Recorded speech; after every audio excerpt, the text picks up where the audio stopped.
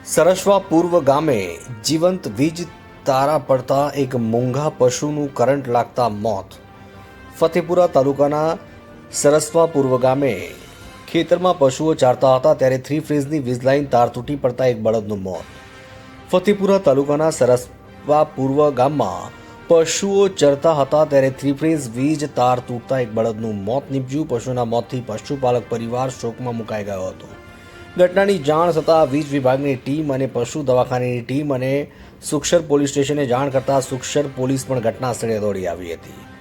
સરસવા પૂર્વ ગામના કાજીભાઈ માવજીભાઈ ચંદ્રાણાના એક બળદ ખેતરમાં ચારો ચરતી વખતે પવન આવતા ઝાડ થ્રી ફેઝની ચાલુ વીજ લાઇન પર પડતા તાર તૂટી બળદ પર પડતા ઘટના સ્થળ પર મોત નીપજ્યું હતું. સરસવા પૂર્વ ગામના કાજીભાઈ માવજીભાઈ ચંદ્રાણાને એક બળદનું વીજ કરંટના કારણે મોત થતાં અંદાજે 25 થી 30 હજારનું નુકસાન થયું હતું.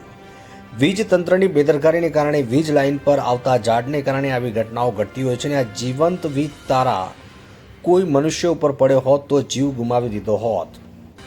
નિર્દોષ મૂંગા પશુ ઉપર જીવંત વીજ તાર પડતા મોતને ભેટતા લોકોમાં ફફડાટ. રિપોર્ટર મગન ડામોર, ફતેપુરા.